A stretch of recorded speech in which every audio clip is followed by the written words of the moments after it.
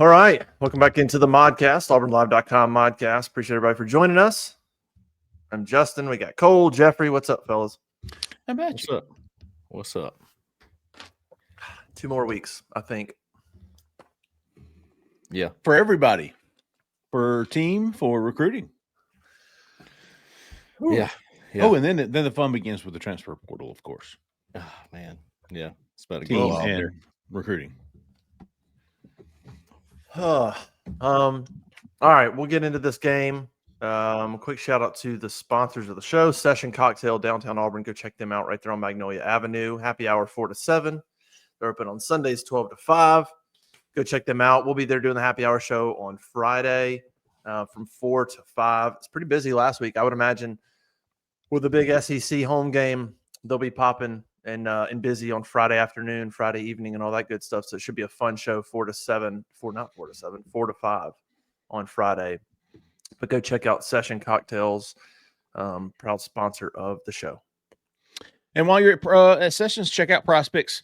Prospects is the largest independently owned daily fantasy sports platform in North America. The easiest and most exciting way to play DFS. It's just you against the numbers instead of battling thousands of other players, including pros and the sharks. You pick more than or less than on 2 to 6 player stat projections and watch the winnings roll in. Quick withdrawals, easy gameplay, and an enormous selection of players and stat types are what makes PrizePicks the #1 daily fantasy sports app. It's really simple to play. Make your picks, submit your entry in less than 60 seconds. I'll absolutely attest to that. It's very easy. Let's see, go to prizepicks.com or upload the app PrizePicks and use the promo code Auburn Live to receive a guaranteed $50 once you play $5 in lineups. That's prizepicks.com or the app, man. That's where it's at. Download the PrizePicks app. Get your account set up. It's really easy. And then use the promo code Auburn Live to receive a guaranteed $50 once you play $5 in lineups. No Auburn stat projections this weekend for the A&M game that I could find. Interesting. Yeah, I thought so too.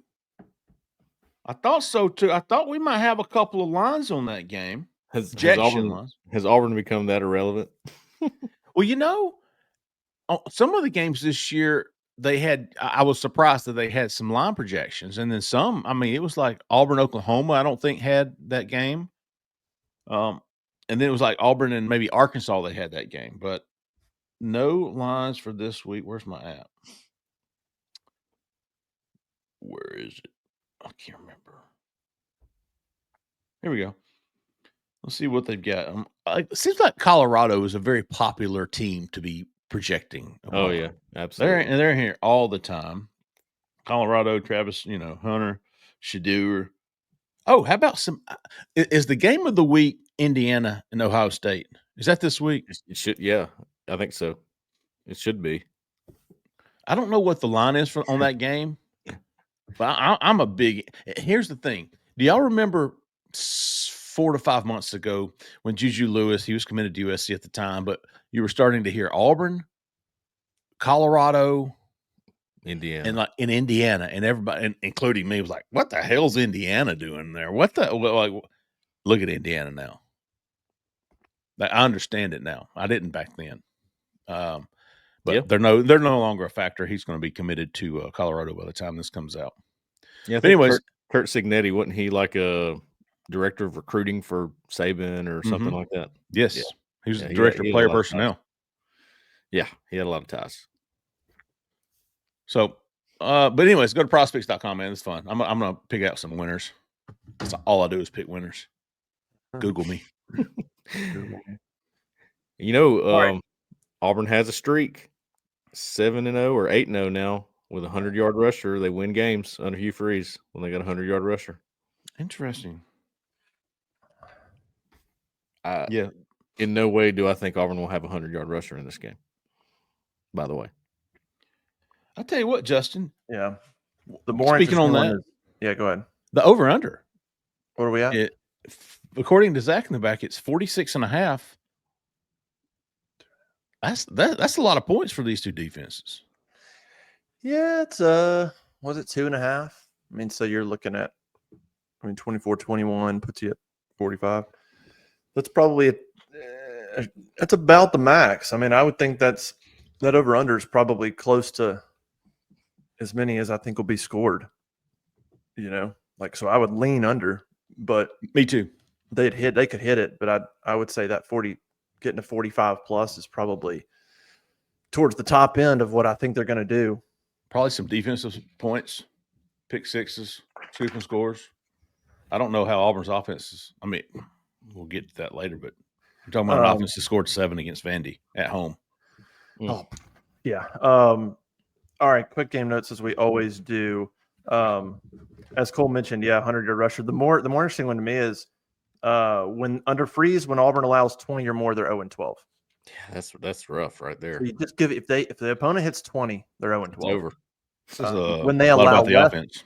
When they allow less than 20, they're 10-1. I don't know what the one less than 20. What's the one they lost?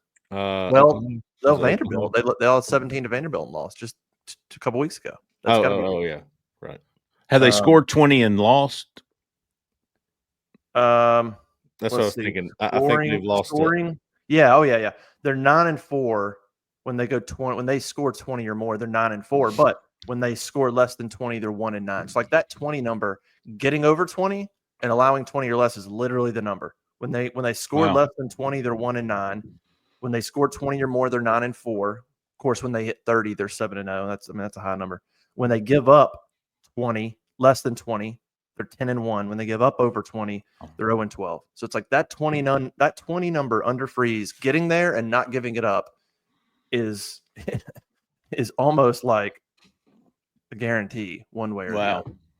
Very interesting. Yep. What else we got? Of course, A&M won this game last year, 27-10. Boy, that was a brutal offensive game for Auburn. I mean, they only scored 3. Remember, Asante had the defensive touchdown. That offense only scored 3 points in College Station last year. That was a disaster of a game. What else do we got? Auburn scored in 152 straight games. That's a school record. It's kind of cool. The penalties last week was interesting. No penalties against ULM. That's the first time since at least 1996 that happened. Wow. Auburn leads the league in fewest penalties per game, 5.4, and they're one of 8 FBS teams to play a penalty-free game this season. We can just kind of start there. That's such an interesting stat because of how inconsistent they've been in other areas. And you think a team that's inconsistent in special teams or inconsistent on offense and even defense sometimes. Defense has been really good, but even at times in critical moments, the defense has given up a play here and there. But for a team as inconsistent as they've been from an execution standpoint, to lead the league in fewest penalties is just kind of another one of those anomaly stats that you could point to this year. You could, depending on how you wanted to frame this Auburn team, you could go find a stat to back you up. Good. They're so close. They're really good. They just had a bad break. They're not really good. You could find a stat that pretty much would back up anything you want to say, I feel like, about this team this year. And then you have stats that don't make any sense at all. You know, this team averages 428 yards of offense a game. What? 428 yards of offense a game. But I mean, I still would take out, what did they do against Alabama? Well, you know how I feel about that argument. Well, then you've got to take those games out for everybody else. I'm fine with that. I'd go to conference and I'd go, when I started looking up stats for stories, I go total offense and then I'll go versus conference or versus FBS. I just like that better. It's better. I'll say this. I think over 400. The worst thing that could have happened to Hugh Freeze was to have a game like they just had against Louisiana Monroe, because it made the issues a little bit more glaring, in my opinion. The issue is him. It's the play calling. I think that's the biggest issue. I think it was more glaring. Them having no penalties has nothing to do with the opponent, right? It has everything to do with the game plan, in my opinion. They knew their game plan. For maybe the first or second time this season, they looked like they knew what they were doing on offense. They looked competent. They looked confident. And I was like, I didn't do the whole play script this week, but I went through it and I was like, okay, yeah, they pretty much dialed it back. That's the base stuff that we've seen from day one, and they execute it at a high level. And there's no reason why they shouldn't be able to go against Texas A&M and do the same thing. There's no reason. What do you mean same thing? Execute at a high level with that game plan. But here's the problem. They're not going to have that game plan because of what Freeze said.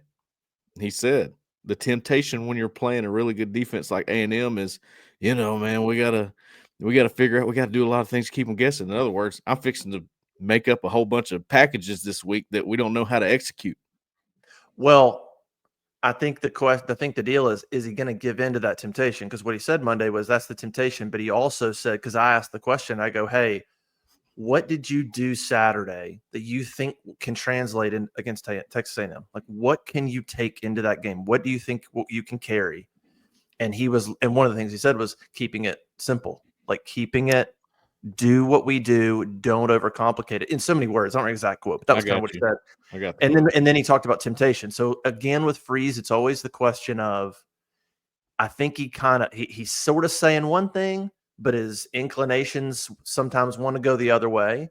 And so with him, it's always a battle with him. Do I just, but golly, but they're playing up and there's 1-on-1 and I want to take the shots. But it would be smart to, it's in his nature to do one thing, but sometimes he needs to do the other thing.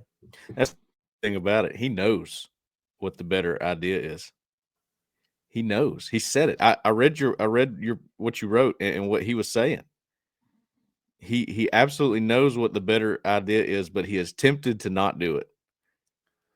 That drives me insane. I can't live with that. Like, I can't live knowing that he's going to go out there and possibly do it again. Imagine how the players feel sometimes. Oh, no.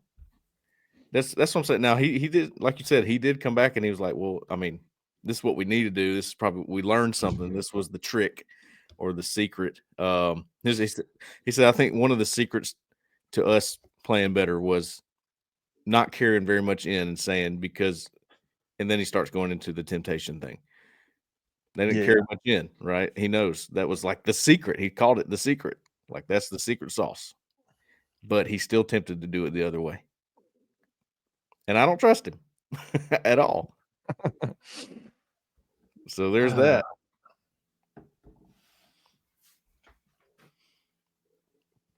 How does that make you feel as an offense going, okay, well, we found a way to win, but we may not do that again? Exactly. Do you think that's ego? No, I think it's paranoia. Huh. That's what it sounds like to me.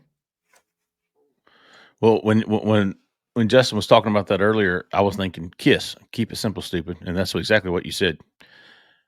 And I think we said that many times. Find out what you're good at and do it. Yeah. It's not rocket surgery, as Alan Head would say. Yeah. I mean, look at the recipe for success Auburn had a week ago on Saturday. Jarquez Hunter rush for 100. Hey, look at that. Cam Coleman got 9 targets, 100 yards receiving, 3 touchdowns. Welcome to August. Everybody knew he was good. Everybody knew he needed to be getting 8 to 10 targets a game. And he finally got him. And it wasn't taking the top off. Everyone, it was intermediate short game. Well, this is how I gauge it, Jeffrey. When I'm doing the play script, sometimes it takes me a day. Sometimes it takes me 2 or 3 days. The ones that take me 2 or 3 days are the ones where I'm having to notate things I haven't seen before. Like, okay, that's new. I need to find a new phrase for that. Yeah. Well, when I did the Vandy game, it took about 2 days, 2 or 3 days. Kentucky game, that's pretty simple. They did the base stuff that I've seen a lot. They had a couple packages here and there, but it wasn't anything crazy. They ran the ball. Even in situations where you had a corner playing off 10 yards where you just throw an easy hitch, they go, nope, that's tempting, but no, we're going to run the ball. We have something going there. Can you trust them to do it, though? That's where I'm at. What was the Lob Monroe game? Was that an easy script? Very. I haven't scripted it, but going through it, I'm going, yeah, that's base for the most part. They threw one little wrinkle in there that I remember. But it's like, do you trust them to do it? My answer is no, I do not. I don't trust them to keep it that way. Well, there's no evidence to do so, right? Well, why did they do it against Louisiana Monroe? Because they think they're better. They don't think they're better than this team, or at least Freeze does not. So he thinks he has to out-scheme them? Yep. Seems like that would be the starting point. Here's our base stuff. Here's the stuff we do well.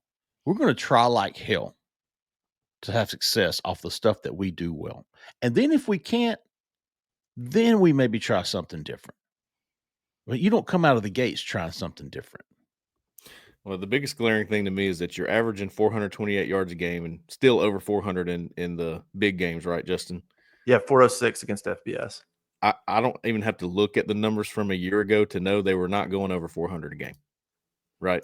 No, Right. not against FBS, not yards, no. Yet they were winning some of the games that they are not winning now. And to me, that's a very easy explanation. They were 330. They're 70 yards Wow. better against FBS this year, yards per game. But what about the points, the red zone? Right. The points isn't going to be much. I'll go look it up. The points is where it's not much difference because they're not finishing. So the points is probably is still poor to me. FBS, they're Auburn's 14th in the league. So we talk about all this good stuff they do on offense, middle of the league in yards per, towards the top of the league and in 10 plus yard plays, but they're still only 14th in scoring, only 22 points a game against FBS. Take away Alabama A&M.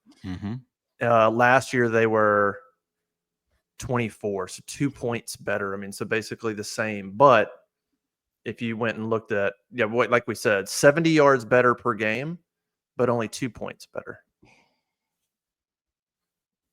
That's a lot of yardage. Yeah, it's a good amount of yardage more to basically still be averaging the exact same amount of points. Like I said, I think it's a simple explanation. We've been racking our brains trying to figure it out. Well, what did Kentucky and Louisiana Monroe have in common? Louisiana Monroe, they thought they were better than. Kentucky had a bunch of injuries. They were down. So that's when they decide, hey, we can dominate today. We can keep it simple and dominate. And it's not the team. I think it's from a play calling standpoint. But look, they exude the confidence of the play caller. They exude the confidence of the head coach. It's a top-down thing, right? That's why the defense looks so good, because DJ Durkin's hair is on fire all the time. He doesn't have any hair. If he did, it would be on fire. His scalp is on fire all the time. Yeah. He is. He's all over the place, dude. I love him. And his love defense, watching him coach. It's like you're watching two different football teams. Yeah. Watching the defense and the offense. It is. It's two different football teams. I looked up so third down conversions against FBS, they're 11% better this year. That's a lot. They're 42%. That's not great, but last year they were 31%. So they're 11% better on third downs this year. Obviously we said 70 yards better, but here's where you get one. Red zone conversions.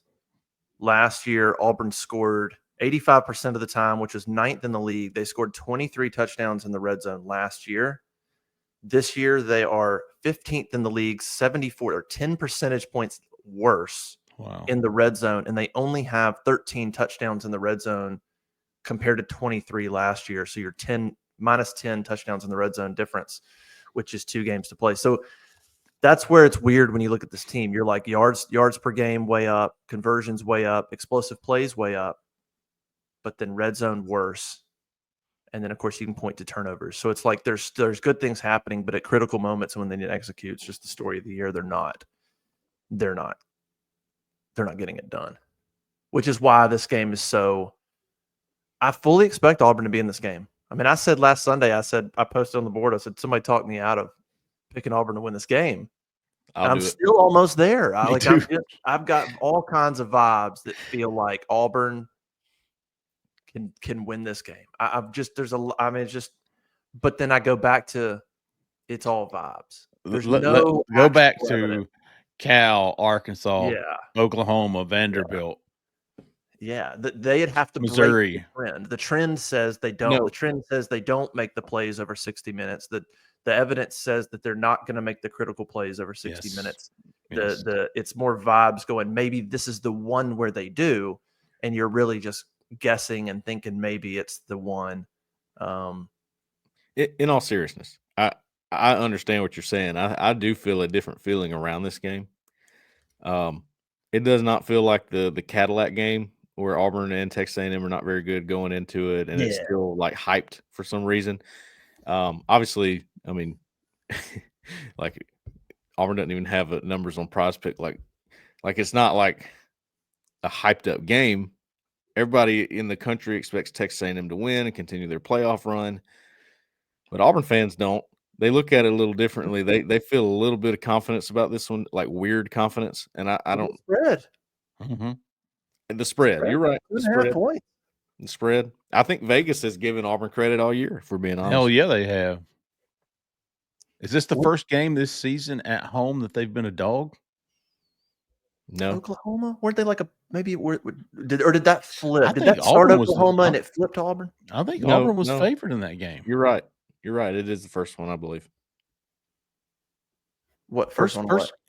A First dog one at being home. a home underdog. Yeah.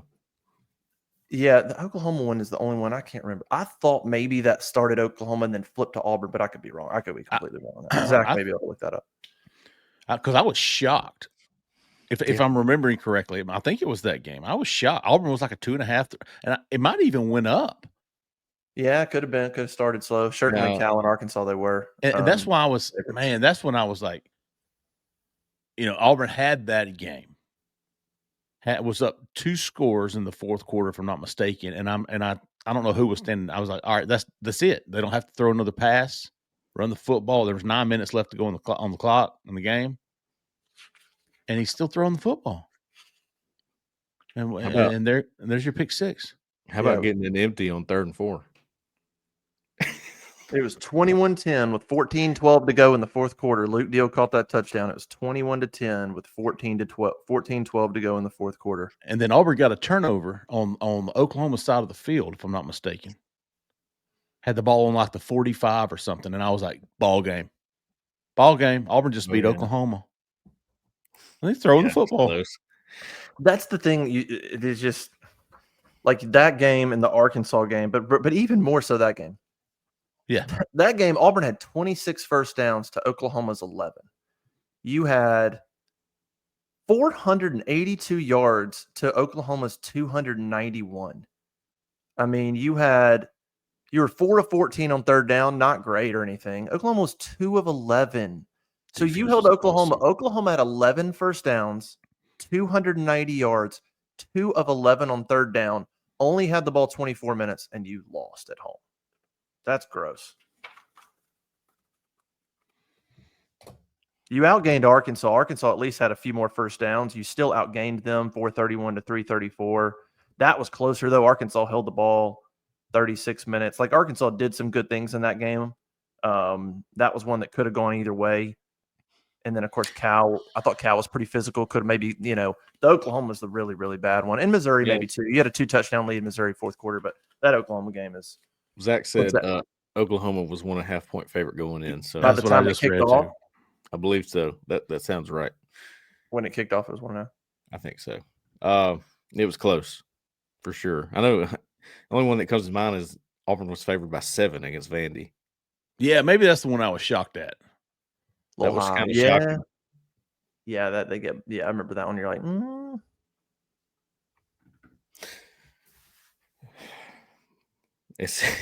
I'll tell you what, though, you look at A&M, talented team, 15th in the country, like playoff contender. But if you just glance at the stats, which, by the way, this year has been a good year to just understand that stats are only part of the story and for reference. Like if there's ever a year to take that to heart, it's this year. Sometimes some stats will tell you that you got to find the right stats.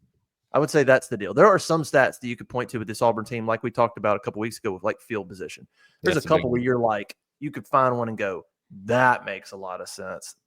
And then there's some you could point to and go, well, that's meaningless because Auburn's 4-6. Who cares if they lead the league in explosive plays? Like, those don't jive. But when you look at field position, you're going, well, you're dead last in average starting field position, and then you wonder why you can't score points and finish drives. Well, that makes a lot of sense. But A&M, like as talented as they are defensively, like if you look at total defense, which is what Hughes talked about, their defense being super talented, NFL guys everywhere.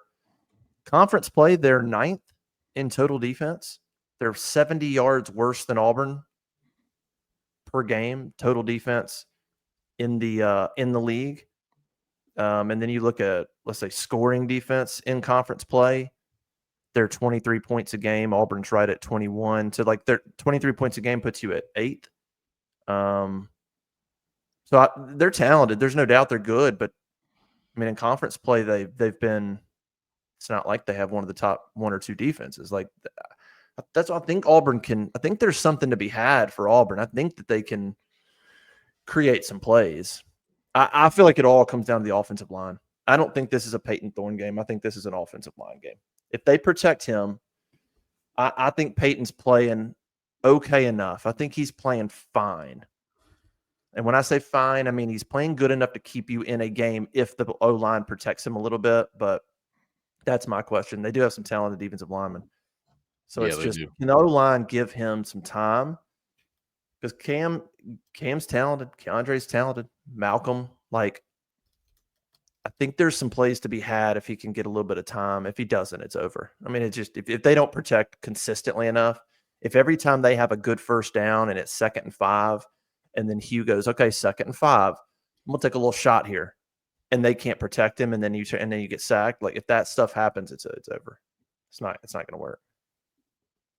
Yeah, and look, in no way am I, by what I said, saying they shouldn't be taking shots. You know how I feel about that too.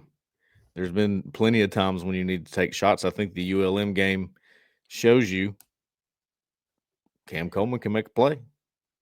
Give him a chance. Get it out of Peyton Thorne's hands. Put it in his, right? Say, Peyton, this is your read. He's got single coverage over there. Safety's inside the hash. Throw it up. See what he does, right? And you know that's going to happen because any team that plays against Auburn is going to have to stop the run. Or do they look at what Cam Coleman did and go, we got to respect him a little bit more this week? I wouldn't, personally. If I were A&M, I would not respect Cam Coleman at all. No offense to him. I don't trust Auburn to take the amount of shots they need to take. Why should anybody do that? It's just smart to stop the run against Auburn and go, okay, well, let's see if Peyton Thorne and the play caller can beat us, and they haven't done it.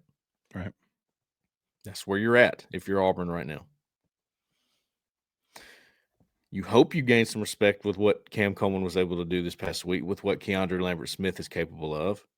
I think they respect Keandre Lambert-Smith a little bit, maybe. Well, I think you're hitting on something, which is, it sounds like you're saying it's maybe less about the receivers and more about O-line, Peyton combination and execution. Like if you ask Mike Elko, he'd probably go, Cam's good. Keandre is a talented guy, but I'm not as worried about them because I don't know that I trust their offensive line quarterback combination to consistently get them the ball. So I don't feel like I really need to go over the top doubling them because I'll just break down their offensive line. I'll blitz and they're not going to hold up anyway. Sure. So I don't need to double him when I can just get to the quarterback which he would never come out and say that, but the action, no. But you'll see it. You'll see it in their game plan. They're not going to respect it. They're going to, we sit up there in the press box every game, Justin. And how many times do I say, or you say to me, they got a one-on-one right there if they want it. May not be the time for it. We're not saying that, but they got it. They're giving it to them, right? No. They'll give them the hitch all day. They would be willing to die by 1,000 cuts in that regard. Like, throw the hitch. Okay, fine. Throw it. Listen, how many times can you do that? And I'll take it to some degree. I mean, last week, man, you look at, golly, I tweeted about during the game. I'm like, Cam, Keandre, Malcolm. That's the trio. Yes. And the only time one of them comes out is if they're tired and they need a break. And the second they get their win, they go back in. I don't want to see. I thought that was really good. There wasn't a rotating door of receivers depending on play. There wasn't as much of that. It was pretty much those three minus somebody getting tired or needing a break or something.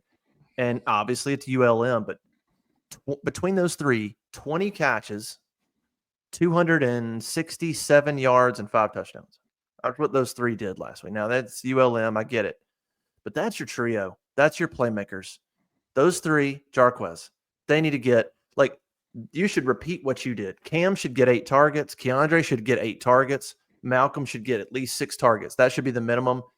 And then pick a number for Jarquez carries. And everything else is just whatever. If Rivaldo gets no targets, so be it. But like, that's where I'm starting. Those 3 guys and Jarquez are getting a certain amount of targets, minus them doubling Keandre to the point where you're like, I quite literally can't get him the ball. Like, outside of that, I'm getting a certain amount of targets for Cam, Malcolm, and Keandre. And if it doesn't work, it doesn't work. But man, you just can't. Don't mess around. Don't bring Camden Brown in and throw him a ball. Like, I'm sorry, but like Camden Brown getting a target, or even Robert Lewis, like, if they're getting a target, it should be going to Cam Coleman.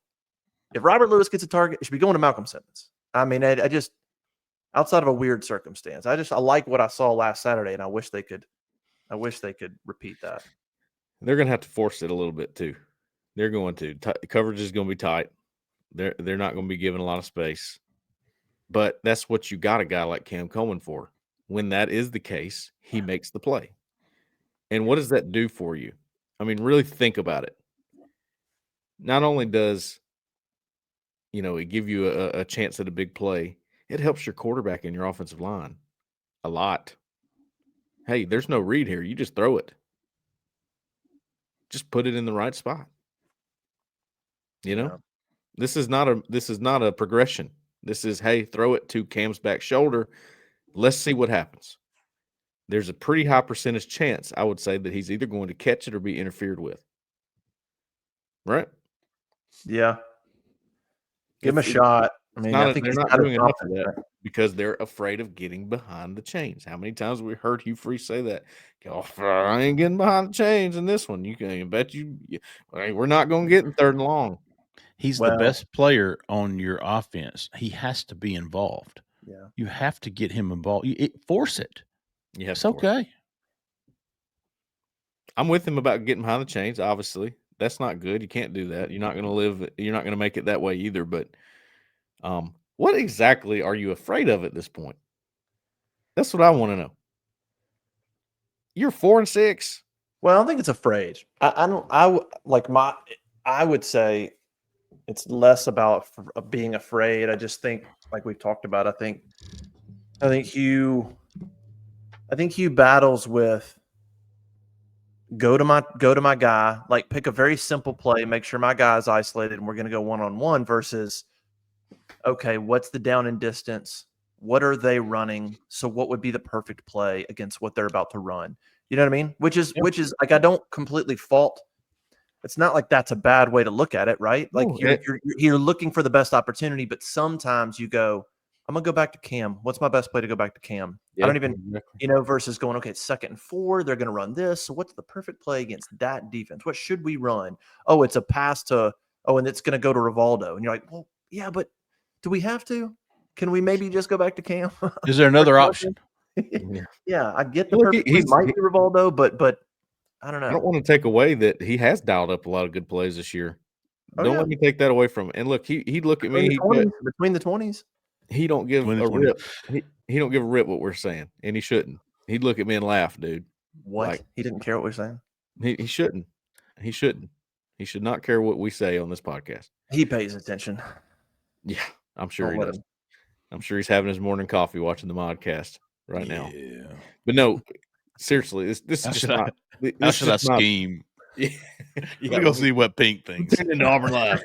But seriously, that's just my opinion, man. I see a very distinct difference in play calling style depending on your opponent, and that is just a great way to lose and be 4-6. I will say, tell me if I'm wrong. I and maybe this is just, maybe the stats don't back up what I'm saying, but I feel like in some of the big games the last 2 years, I don't know, A&M last year was not great, but I think Georgia was pretty good last year, gave you a chance. Alabama gave you a chance. Oh, yeah. Even Georgia this year, like I thought there were some good things happening at Georgia this year. If not for the sequence events right before halftime, when Jarquez bust that long touchdown run, like that's a ball game mid third quarter.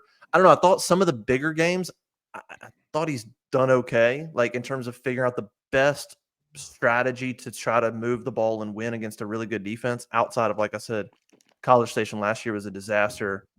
I don't know if that's just if I'm making that up, if the stats, but I almost feel like maybe there's a little more dialed in against these really good defenses, really good teams versus teams that aren't quite as good defensively, and it's been a little hit or miss. He's had some really nice performances, but then I think I have an explanation for that. Yeah. Am I crazy thinking that? No, you're absolutely right. The game plans against the biggest teams last year, maybe not A&M, but they were the best. By far the best. Gave you the best chance at winning the football game. But you have to think of the situation too.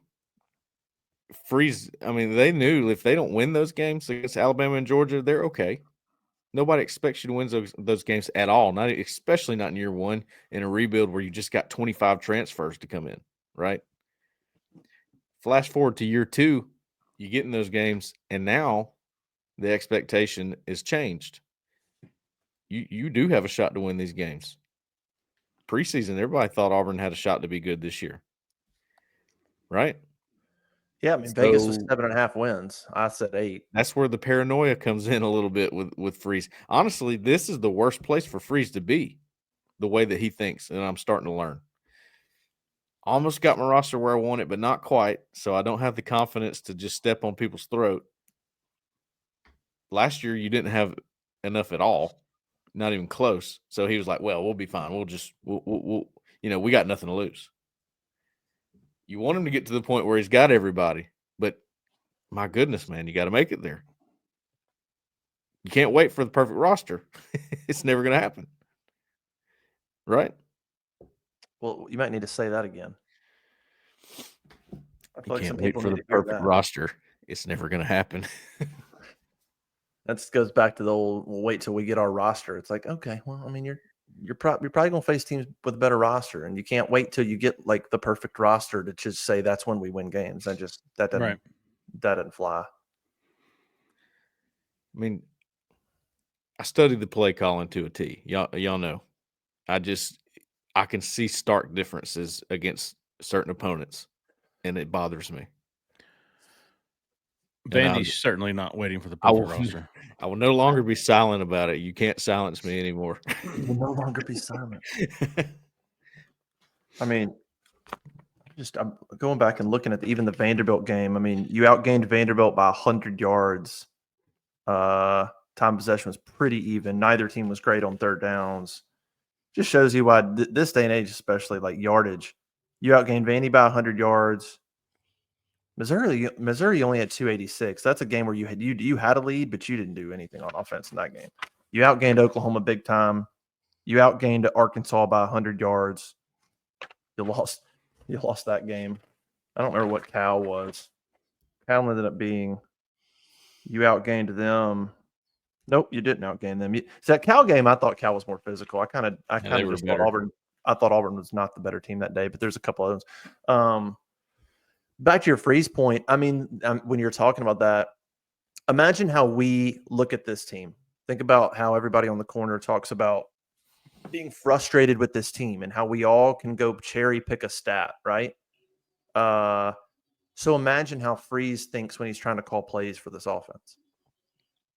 Think about how you view it. Like, golly, they do good, they do bad. They do good, they do bad. I've literally watched them execute something in a game that's good, and I've watched them just completely fall apart on a very simple play in a game. So then try to call plays and go, like, this is the play that needs to be called. And I've seen them execute it before, but I don't necessarily trust them to execute it. So do I call that, or do I call something more simple? Like, imagine taking your frustration and the fans' frustration of how you see the good and the bad, and then go try to call plays and figure out, do I trust them to do it or not? He's probably dealing with some of that when he's trying to call plays, going, I know what I should call. Maybe I shouldn't call. I think they can do it, but I don't. They haven't done it consistently. Like, there's probably a lot of back and forth with him on how to freaking call plays for this team because half the time they do it right and half the time they don't. And That's a good point. You know, it may sound like I'm against Freeze, and I'm not. I'm probably more for him than most. But I'm not saying anything he hasn't said. You know, he said it. He said it all. He said, "I know what the he said I know what the game plan is that worked in this game, and what the secret. That's the quote. What the secret was, but I'm tempted to do it the other way." I know I said that earlier, but I'm having a hard time getting past that. Man. Well, what did he say Wednesday? He said, try to get it into the fourth quarter. You know, if we can get this thing into the fourth quarter, our fans will make a difference. And I am fired up about a night game. I think the fans will be into it. I mean, it's one more home game. Fans have been phenomenal all year, like really legitimately. Sometimes we say that, and you know, the fans are great. And I hear everybody says that, right? Everybody's fans are awesome. But the fans this year, like considering the product and the results that keep coming out in these home games and other games as well. I mean, even last week, ULM at 11:45, great crowd. And so I give the fans a lot of credit. I think Saturday night will be, I think it's got the potential to be an awesome atmosphere, but it's going to take the team showing up in the first quarter and doing something. Because it's going to be cold. So everybody's going to be bundled up. It's going to be, you know, by the time the game liquored up. it'll be, liquored up. But you need to come out in the first quarter and do something, do a little bit, get them going. If it's a dull start and you're 3 and out, you're just 3 and out, 7-0. People are going to get cold and they're going to sit on their hands. And I mean, you can only do so much as fans. Like, need a good first quarter so the fans are like, all right, we're in this thing. Our guys have showed up. We're running. We're chasing the ball. We're making some good things happen, and I think they'll be in it the rest of the way. How would you like to see on the first drive? They just take it shots on the first drive. I'm throwing it deep. Yeah, I mean, people would freak out because you're not running it. Yeah, but what if you hit one though, or what if you get interfered with? Yeah, whatever you need to do to get Cam Coleman 10 targets, do it. I agree. I'm getting Cam Coleman 10 targets. I'm getting Jarquez Hunter 20 carries. I'd have to get Lambert Smith 10 targets as well. Like with me. Said, Michael Simmons too. You got to get those guys involved. Be fine with me. However many snaps you're going to get, that's 20 for Jarquez, 10 for Cam, 5 for KLS. Malcolm gets 3 or 4. That's where the ball needs to be going. You do that, you lose. I'm going to tell y'all, Keandre Lambert Smith's one of the best receivers I've seen in Auburn in a minute. He's pretty good. I mean, in a long time. He's pretty good. He's ridiculous. I feel like we have to qualify that statement. We haven't seen a lot of great ones. Let's see. Who can you name going back? Who was the last receiver that was as good or Seth Williams? Seth Williams. That's the one. 17. He made those big plays, right? No, 19. Yeah, 19. Yeah. Bo Nix freshman year. Yeah. I mean, considering you haven't had a 1,000-yard receiver since 1999, 25 years. What are we? Maybe the 26th season. I don't know. That was Ronnie Daniels. Ronnie. Wow, 28-year-old Ronnie Daniels. Was a beast. Ben Lear would just be like, "Are we going to just go fade? Just drop back on, we'll fade." Where's 25? Sometimes it's that simple. It really isn't it, Cole? Sometimes could be. It wasn't like Ben was dropping dimes. He'll be the first one to tell you that. Yeah. It wasn't like he was dropping dimes to Ronnie Daniels. Ronnie Daniels was making plays. He was tipping it up to himself. Yeah, and guess what? That makes Ben look better, does it not? I'm sure Justin is certain. Ben Leard is one of the best to have on to talk about Georgia, first of all, and Ronnie Daniels. And Ben will tell you I was an average at most. Well, SEC quarterback, but Ronnie made me look better than I was. I know this is crazy. This is wild, what I'm about to say. When you throw a ball up and it may not be perfect, may not be pinpoint perfect, but your receiver comes down with it. Now, crazy. Those stats go on the quarterback stats. It's a perfect pass. I don't know if y'all knew that. Those actually go on the quarterback stats. If the receiver catches, it was a perfect pass. Right. Have they gone away from that? I mean, how many have they gone away from kind of the 50-50 stuff? Yes. To Cam. I mean, I guess you threw one last week. Who did they try in the corner? Camden Brown. Only Yep. Not until they play an inferior opponent. But and even then, it was they threw the north end zone left, but they also threw one on the offsides. I had one shot in the Vandy game, which was out of their own end zone. Desperation to Cam Coleman that was short. Remember them throwing fades to Robert Lewis? Yeah, Who was remember, was it Vandy game? No, it was Missouri. It was Missouri. He dropped it. Robert Lewis.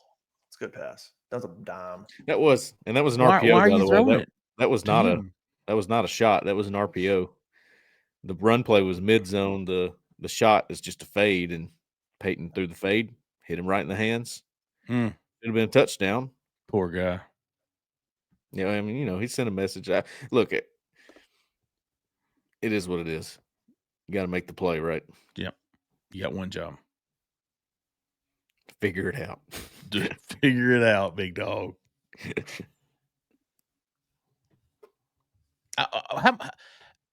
I would really like to see Auburn figure it out Saturday night.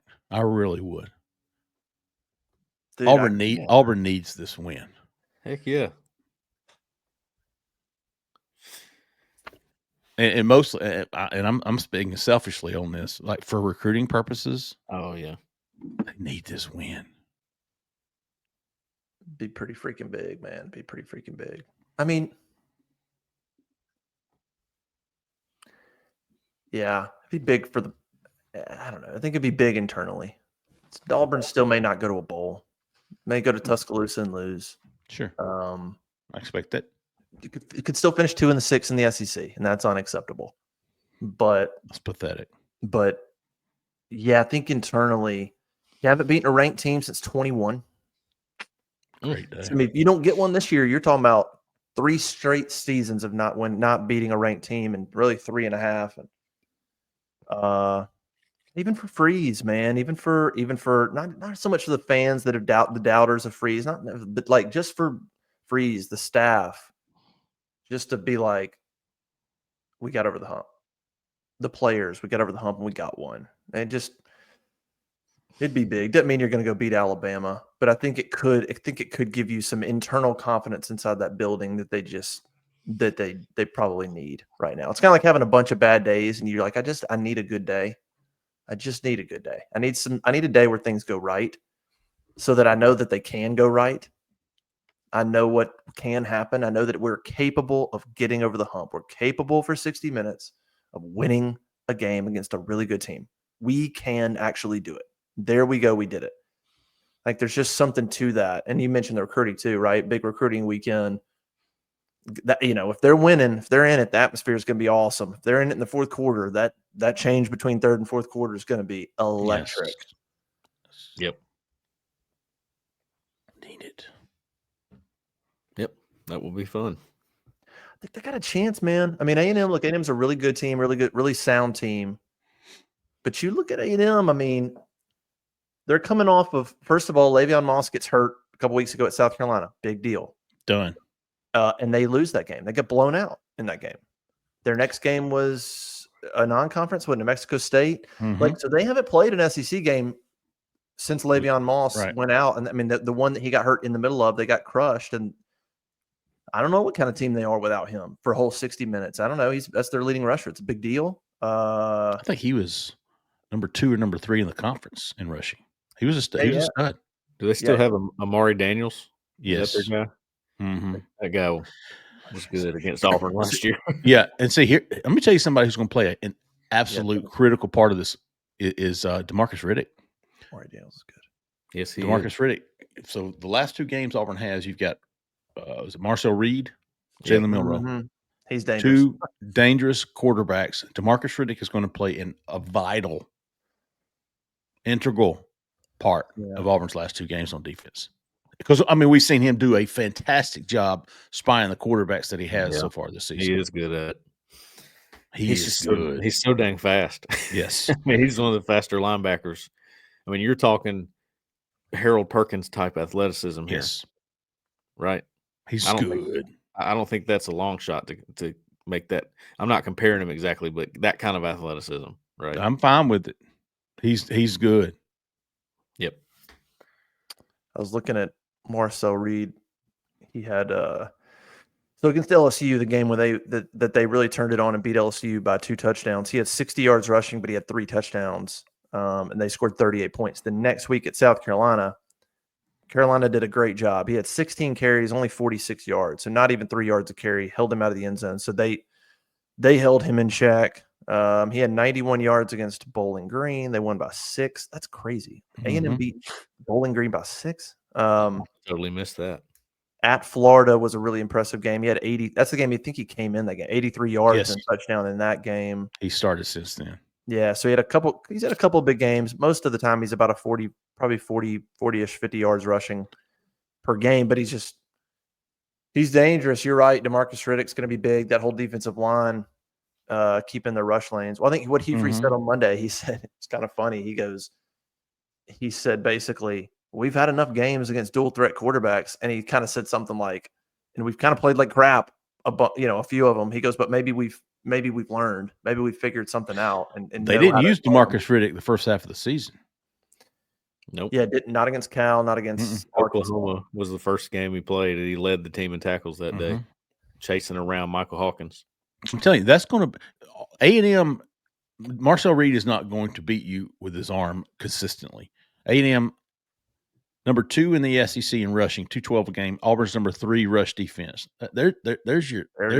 That's it right there on that side of the ball. The scariest thing that A&M could have done in the offseason was go and grab who they grabbed, Mike Elko.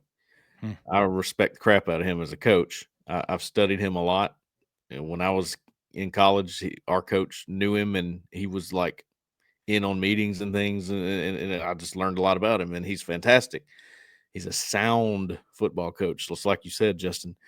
Now you're putting one of the most talented rosters in the country with a sound football coach. I don't like this matchup for Auburn. I just don't. But I'm with you. The energy feels good. I like the way it's feeling going into it. I think Auburn does have a chance because of that. I think I know how Auburn could have a chance. I hope they do it. But the matchup, sound football team versus Auburn this year has been bad. Bad news. Yeah. By the way, Mark Nebu was on their injury list out. That's a big loss for them. I didn't know he was out. He's like been starting for them for like 3 years, 2 or 3 years at guard. Yeah. Nobody's talking about that one. Might be a big deal. I don't know. Yeah. I mean, you're not going to get an A&M team looking ahead. There's too much to play for. There's only 2 games left. Like, there's no looking ahead.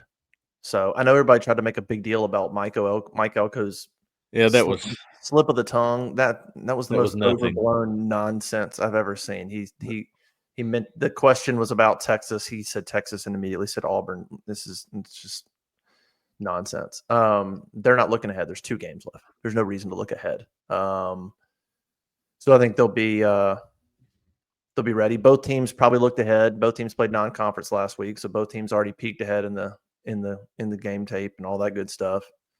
Yeah, and I think it's going to come down to Auburn's defensive line doing their job, holding them in check, running the ball. Which, look, 4 straight games Auburn's held the opponent under 100 yards rushing. That's really impressive in this day and age, man. There's so much – the way people spread you out, there's so much room to run. Holding 4 straight teams under 100-yard rushing, even if you're not playing juggernauts, is pretty good. Riddick will obviously play an important part. Don't give up any big plays. I think the defense is playing well enough to keep you in it. It's just, I think ultimately, can the offensive line hold up? There's some talented players on that A&M defense, especially defensive line. Can the offensive line hold up? Like, for instance, that Malcolm Simmons touchdown last week. That's the play. Your offensive line's got to be able to do that against A&M. They've got to be able to block and give Peyton time to go progression, Malcolm over the middle, boom, touchdown. That they have to give him time to make that throw. If they do, they can do some things. If you don't give them enough time to try to make a couple of reads and then get it to the right guy, you can forget it. You're going to score 10 points and you're going to lose the game. Might be close, but you're going to score 10 and you're going to lose 20-10. If you don't give him time, you're not going to score. Which transitions perfectly into my prediction. I haven't seen any evidence to believe that Auburn can do that. I've fallen into this trap before. I'm not doing it again. I told you I wouldn't. You're so serious too. You're like, listen, I swear, I am not doing it. Did you pick Louisiana Monroe? I didn't have to pick. I was in Canada. Oh yeah, that's right. But I see Auburn going back. I hope I'm wrong. I really do. As I said, man, I want Auburn to win badly. Personally, professionally, Yes. I want Auburn to win this football game Saturday night. But I just don't think they will. I haven't seen enough to believe that they can beat a sound football team at home. It's been their weakness. At home. I've got Auburn 17-13 losing to the Yags. 17-13. Defensive battle. Yeah. If Auburn can score a touchdown, I'll be surprised. So I'm giving them one. And Cuz kick a couple field goals. I don't even know what his name is. Ian Vacone's is a pretty good kicker. What's his name? Ian Vacone. Vachon or Vacone? Vacone, yeah, Vachon. But he Fokin. kicked pretty good in the spring. Like I wasn't surprised that he hit a couple. He's not bad. What was so he went to Birmingham Southern. Went to Birmingham Southern, played 2 years. Their college shut down, and then the dude went to work. He's just had a job. Yeah. Auburn's like, "You want to come walk on?" He was like, "Yeah, I do." That's funny. Birmingham Southern was our big rival at Huntington. Hell yeah. That Y'all was put them out. Cross state. We had a trophy for it and everything. Oh, shit. Yeah, big deal. Big deal. They beat us 1 year. We beat them 1 year. But hearing that a guy went from Birmingham Southern to Auburn like that is pretty crazy, actually. Doesn't happen much. And now he's the kicker. Not in football. That traditionally they've been good in basketball years ago and baseball. But Baseball. Butch was there. Yeah. Yeah. Butch was there. But listen, I think Auburn has a shot here. I do. I believe that against California, Arkansas, Oklahoma, Missouri, Vanderbilt, and I'm not doing it again. They can prove me wrong. Yeah. Please do, right? Please do. But I haven't seen anything that would lead me to believe Auburn can beat A&M Saturday night. I'm in the exact same boat, except I'm going a little further than you. 28-10 is my score prediction, A&M. I think the floodgates open. 20-10 or 28-10? 28-10.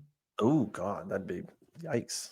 28-10. Wouldn't be good, but I do think I just don't see this as a good matchup. Like I said, I think Mike Elko is fantastic. Right now, I have some doubts about Hugh Freeze and his confidence as a play caller.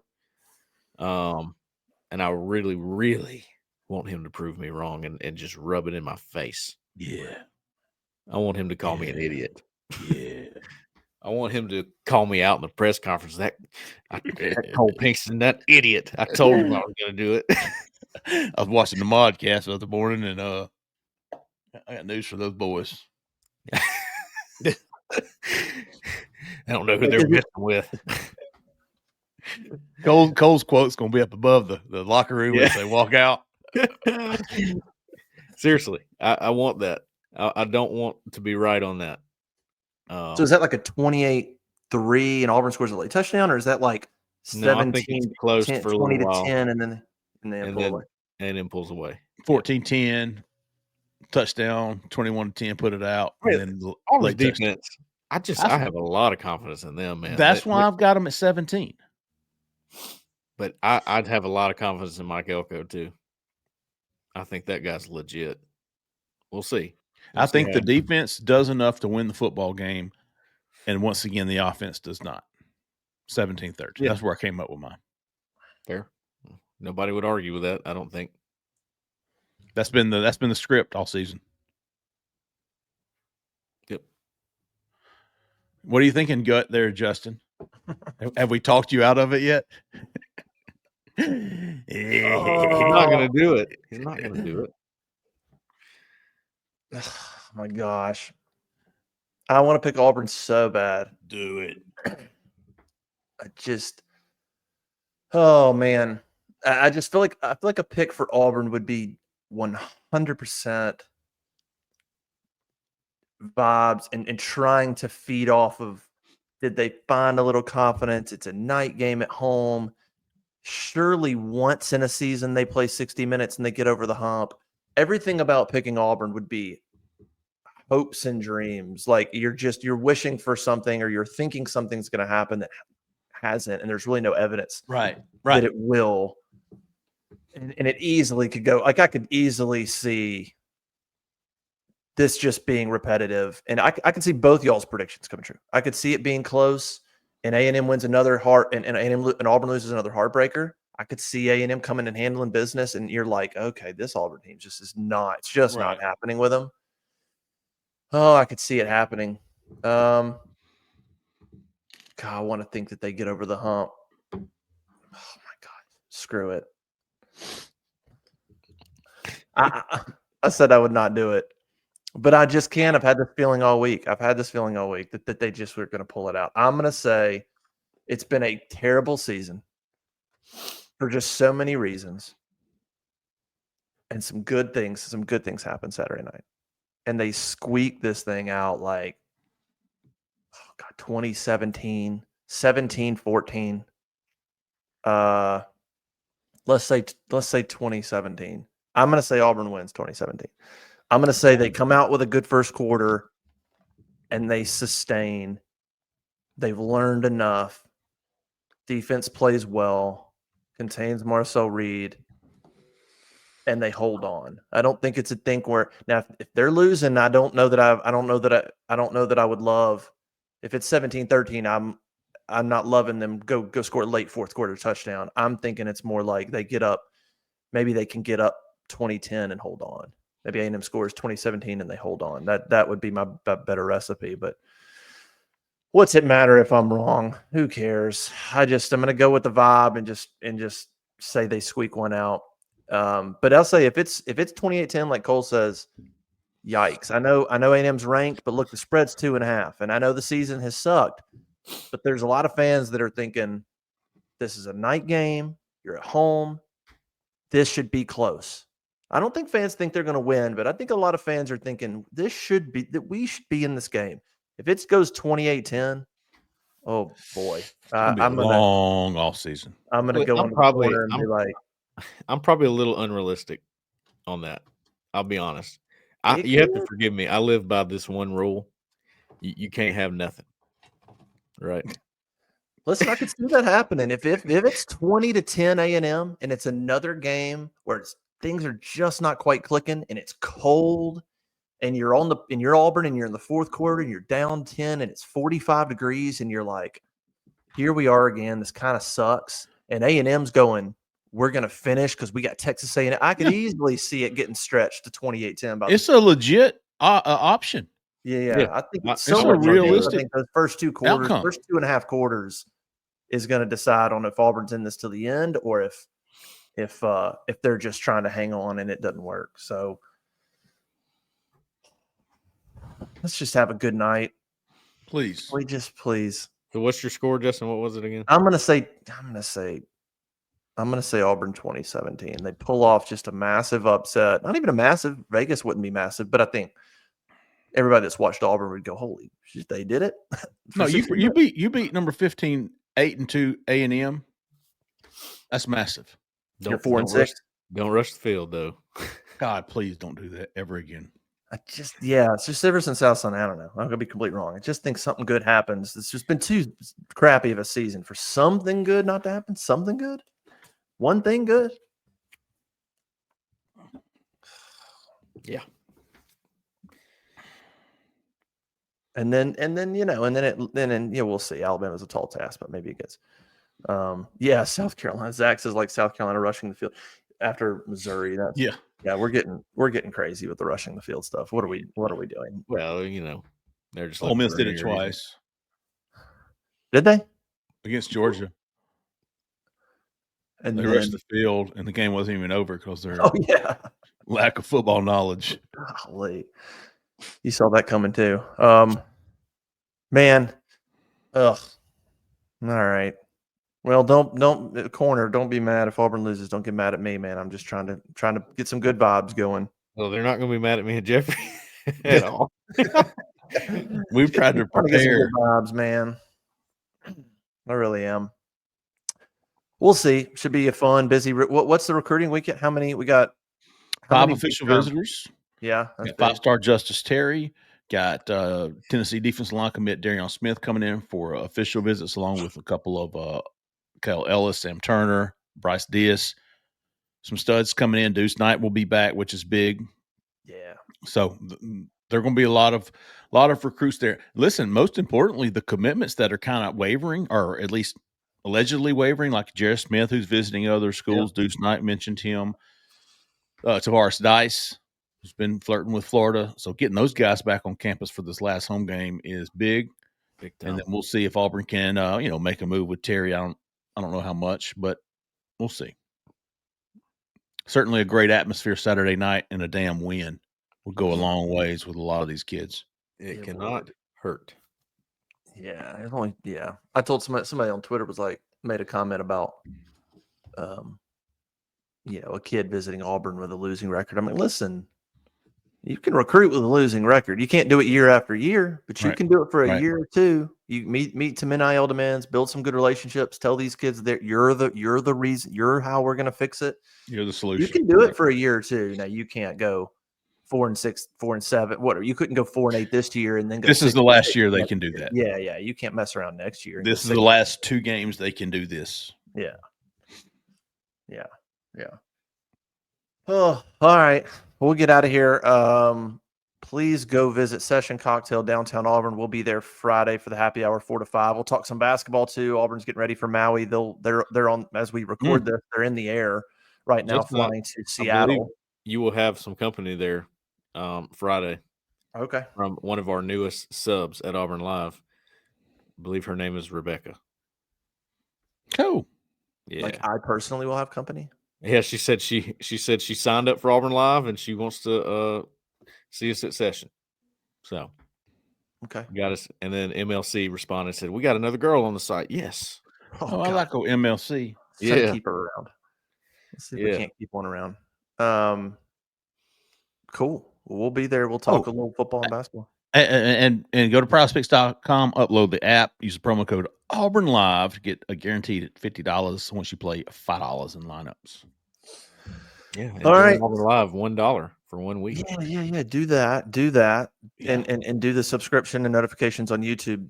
That's a really smart thing to do as well. It's going to be busy. And we're not going to do this. We haven't even talked about it next week. Well, it's Iron Bowl. I guess we got to try to find time probably. Yeah. Maybe do a Wednesday record. So we'll be on the lookout. We'll do it. Iron Bowl, Maui will have wrapped up. We'll have 3 games in Maui to talk about a little bit. So we'll find time next week to do it. But I hope everybody has a good weekend and gets on the road and does some good Thanksgiving stuff next week. We'll see you guys next time.